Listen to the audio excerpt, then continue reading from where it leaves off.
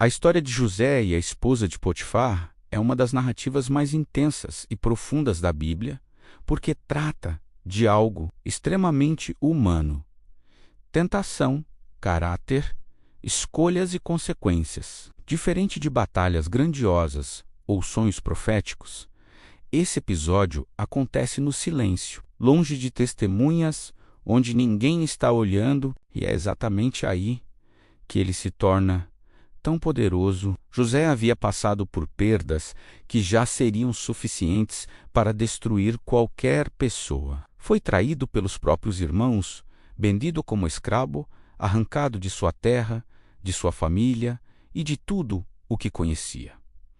No Egito, ele não era apenas estrangeiro, era propriedade. Não tinha direitos, nem garantias, nem controle sobre o próprio destino. Tudo indicava que sua vida seria marcada apenas por submissão e esquecimento. Mas algo acompanhava José de forma constante: a presença de Deus, comprado por Potifar. Capitão da guarda do faraó, José começou sua nova vida como servo, dentro de uma casa egípcia poderosa. Aos poucos, algo ficou evidente para todos ao redor. Tudo o que José tocava prosperava. Seu trabalho era bem feito, sua postura era correta, sua disciplina era exemplar. Potifar percebeu isso e, com o tempo, confiou a José toda a administração de sua casa. José passou a cuidar de bens, decisões e organização.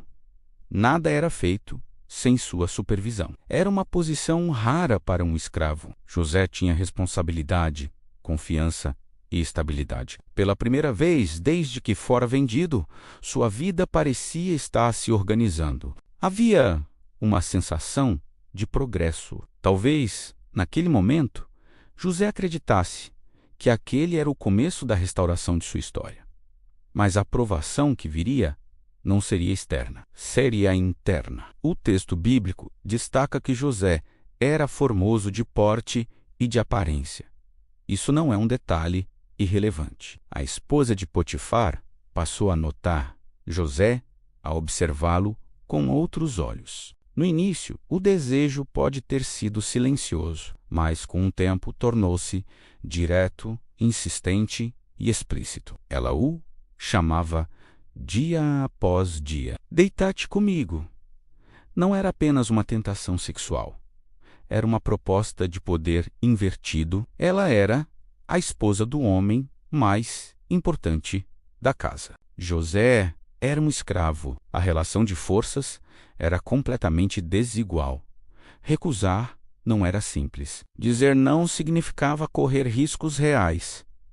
José poderia ter cedido em segredo, poderia ter racionalizado, poderia ter pensado: depois de tudo o que sofri, eu mereço isso. Poderia ter acreditado que ninguém ficaria sabendo. Mas José enxergava além do momento. Sua resposta é uma das declarações de caráter mais fortes de toda a Bíblia. Ele diz que não poderia trair a confiança de seu Senhor, que havia colocado tudo em suas mãos. Mas vai além. Ele afirma: como, pois, cometeria eu tamanha maldade e pecaria contra Deus? Essa frase revela tudo. José não via aquela situação apenas como uma questão moral ou social. Ele entendia que, mesmo longe de casa, mesmo sem templo, mesmo sem família, Deus ainda estava presente. O pecado não dependia de testemunhas, dependia de consciência. A tentação continuou, dia após dia. Não foi um único episódio, foi um desgaste constante. Isso torna a decisão de José ainda mais significativa. Ele não resistiu uma vez, ele resistiu repetidamente, até que chegou o dia decisivo. A casa estava vazia, nenhum outro servo estava por perto. A esposa de Potifar segurou a roupa de José e insistiu mais uma vez. Era o momento perfeito para o erro. Nenhuma consequência aparente, nenhuma vigilância. José fez a única coisa possível para alguém que leva a integridade a sério. fugiu. Ele deixou sua capa para trás e saiu correndo. Essa imagem é simbólica. José perdeu sua veste novamente. Antes, os irmãos haviam arrancado sua túnica. Agora, ele deixa sua capa para trás ao escolher o caminho certo. Em ambos os casos, José perde algo externo, mas preserva algo muito maior, seu caráter. A esposa de Potifar, rejeitada e ferida em seu orgulho, transforma o desejo em vingança. Ela grita, acusa José de tentar abusá-la e usa a capa deixada como falsa prova.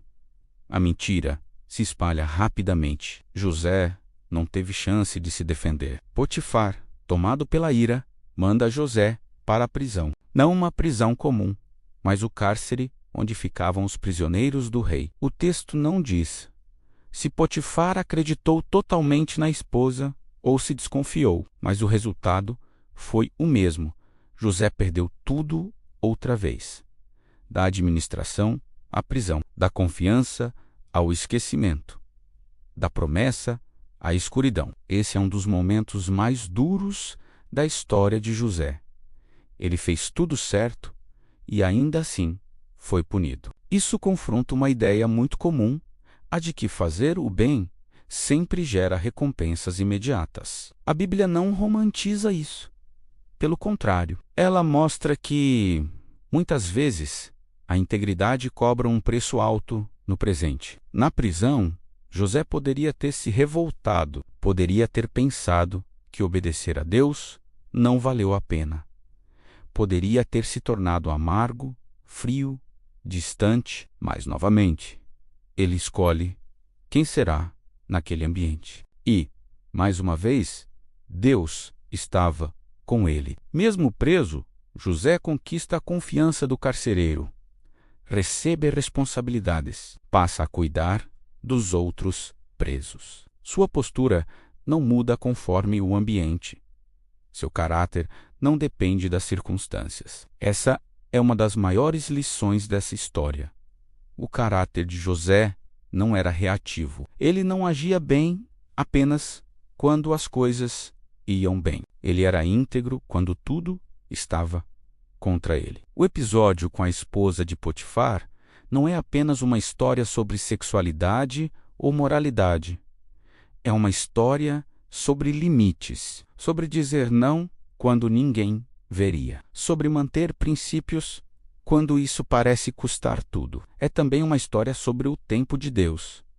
A prisão não foi o fim da história de José, foi o caminho para o palácio. Foi naquele lugar que ele conheceu o copeiro e o padeiro. Foi ali que seus dons seriam reconhecidos. Foi ali que a engrenagem do plano maior começou a se mover. Se José tivesse cedido à tentação, talvez nunca tivesse sido preso. Talvez tivesse vivido uma vida confortável por algum tempo, mas jamais teria chegado ao propósito que Deus havia preparado. A fidelidade de José no secreto moldou seu futuro em público. Essa história nos confronta porque revela algo desconfortável. Às vezes, fazer a coisa certa não nos livra da dor, mas nos livra de perder quem somos. Às vezes, obedecer não evita a prisão, mas prepara o coração para governar. José nos ensina que integridade não é sobre o que os outros veem, é sobre quem você é quando ninguém está olhando, e que mesmo quando a justiça parece tardar, Deus não esquece daqueles que escolhem permanecer fiéis. A prisão não foi a prova de que José estava errado. Foi a confirmação de que ele estava pronto para algo maior. Porque antes de governar uma nação, José precisou aprender a governar a si mesmo.